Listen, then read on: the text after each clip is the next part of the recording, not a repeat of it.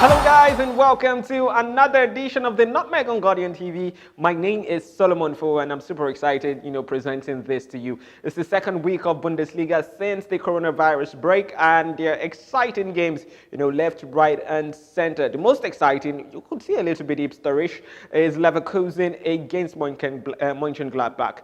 You have Mönchengladbach in third, led by the fantastic and also hipsterish Marco Rose. And you have Leverkusen, Kai Havertz has been really, really phenomenal, this season. Even before the break, he has been doing so well. And even post the break, he has come in really good. So I'm certain that game is going to be really good. You have Dortmund against Wolfsburg also coming in along. And maybe Lewandowski will continue his scoring streak. He scored sometime last week.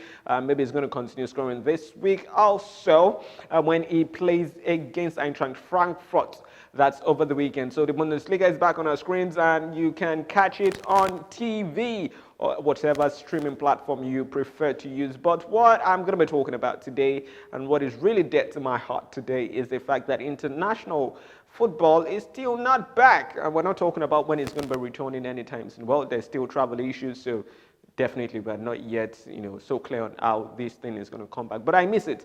Not the really boring ones between Gibraltar and, say, Faroe Islands. No, I do not miss that one, but it's Nigeria. Nigeria was built to play against Sierra Leone. Yeah, that was sometime before the break, before it was cancelled, and well, that couldn't see the light of day. And one person who is really hurting from it is Cyril Dessers. He said in an interview with BBC that he's hurt. He couldn't meet up with his teammates. He couldn't make his debut for the Super Eagles. Talk about someone who is really sold and passionate about Nigeria. He was meant to play for Belgium, but is now with Nigeria, and he has shown that he's passionate about Nigeria.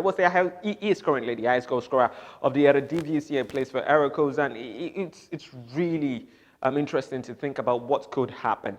Assuming we had, Osimhen paired up with Cyril Dessers up front, maybe a bit of it will be right behind them. Man, it's gonna be mind blowing. A whole lot of mobility, a whole lot of movement. Well, it's a lot to think about. We're just imagining and putting pieces together right now. I'm not Gernot Rohr in any means, but it brings me to what I'm talking about today. What would be my starting 11 if I were coach, if I were Gernot Rohr for the Super Eagles with all of the players around the world that we have, and that's what I'm going to be talking about today. So do let me know in the comment section what is your preferred, starting 11 for the Super Eagles. Would you like to see one player ahead of the other? But mine, I'm going to start with the goalkeeping position. Francis Uzoho was good over the World Cup, but he has shown that he could be jittery and maybe not so dependable in certain instances. And you have Ikechukwu Ezenwa, you have also Daniel Akpai. And if I'm going to be going for the one, it's going to be Daniel Akpai because he combines a blend of, it combines a blend of experience and the fact that he is also a very good goalkeeper. It's just that he has been very unlucky when it comes to playing for the Super Eagles. I really do not know why. If you watch him with Kaizer Chiefs, he has been really, really good. The lads that follow the PSL will tell you that he's probably one of the best goalkeepers in the PSL. But coming to the Super Eagles and donning Nigeria's colours, he has not been so lucky, whether he's fumbling the ball one way or the other. But he's still the person I'm going to be sticking with because we have a very weak we have weak options when it comes to that particular position. Going to right back because I need to move very fast. Right back, the options we have Olaina, we have Shehu Abdullahi, we have Kingsley Eizebue, and we also have Tyrone Eboué. Tyrone has been injured for large parts. It would have been my preferred choice and preferred option, but he has been injured for large parts. Shehu Abdullahi, I really do not like him going forward because, it's not so much of an attacking minded fullback like that. He's more defensive minded. It offers you solidity, offers you a whole lot of things, but the fact that he's versatile means, well, probably he could be plugged in better places than, say, the right back position. Olaina would have been my preferred person, actually is my preferred person to play in that particular position.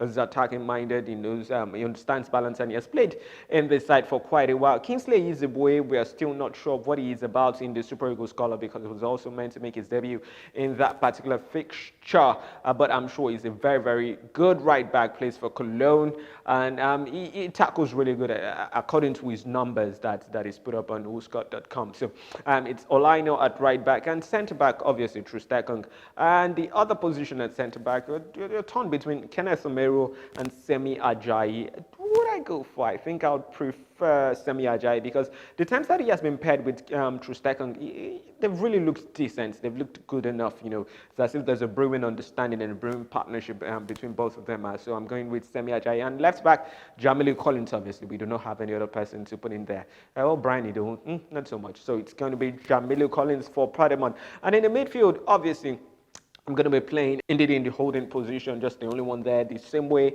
he plays for Leicester City, I believe. It's one of the best ways to get out is his abilities, winning the ball back and starting attacks from deep within. So it's the one there. The remaining two in the midfield, it's obviously Alex Iwobi and Joe Aribo. Aribo has been a revelation since he started playing for the Super Eagles. It's been really interesting to see the way he has been able to, move play forward, with so much confidence and fluidity also as well. So I guess the person that misses out of all of this is Ogenekare Etebo. Strong man, he's workaday, he works hard, industrious, but he lacks a certain spark that the likes of Joe Aribo and Alex Iwobi really gives. So Alex Iwobi plays at that position just ahead of Joe Aribo. So it's indeed Alex Iwobi and Joe Aribo. So Alex Iwobi a little to the left side. Up front is going to be Victor Osimhen leading the line. Oh, sorry, I didn't state at the beginning. It's going to be a 4-3-3.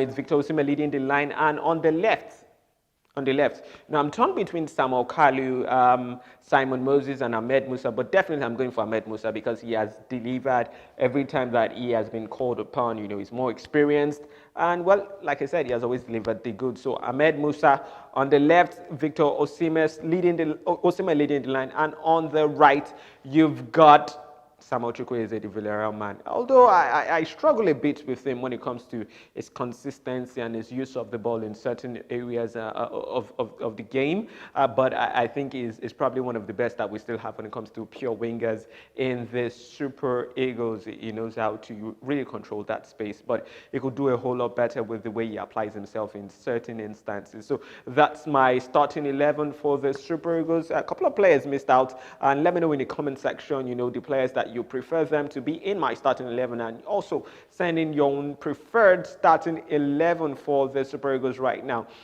And it brings me to a point, this 11 could probably be improved if we had the likes of Eberichi Eze, who plays for QPR, in it, but he has not been called up yet. And he has come out to say that, he wants to distance himself from all of those talks and conversations right now because he's focused on QPR. He's focused on doing what got him to in the radars of the Super Eagles. Remember he trained one time, I think it was 2017, I'm not so sure of the time. He trained with the Super Eagles when a game was actually cancelled. It was himself, Olaina, Chubakpom, and a couple of others. And Olaina is already a full member of the Super Eagles, but Eberichi Eze is not yet. And he has been playing a madness. Before that break, he was doing really well with QPR. I think he had 12 goals and a couple of assists, maybe 6 or 7 that he had with QPR. So it will be an awesome addition, especially when it comes to, jostling for that, attacking position, attacking midfield position with Alex Iwobi. Alex Iwobi could be a little complacent in certain areas. Sometimes he doesn't give his best, you'd say. Well, if you have the likes of Eberichi Eze also there, pushing him and probably starting in his place sometimes, there's a way they could all be combining all of this. And also, Ovie Ejaria switched over allegiance to the Super Eagles, but we're still not sure how it would fit into the Super Eagles, whether he's going to be playing as a winger, whether he's going to be playing as an attacking midfielder, because he has been used in different positions, on loan away from Liverpool, the Liverpool man. So it remains to be seen, where exactly it fits into the old Super Eagles set up. So, like I said, let me know in the comment section who you prefer to be in the starting 11. Do you think one person shouldn't be there? Do you think Shehu Abdullahi should start? Is he a travesty that, Ogenekare Etebo is not in my starting lineup? So let me know in the comment section. Thank you so much for watching the Nutmeg on Guardian TV. If you're not subscribed to this YouTube channel, you should absolutely do that already. Awesome content from Guardian Nigeria for you. Thank you so much for watching. Once again, my name is Solomon Fowowe, and this has been the Nutmeg.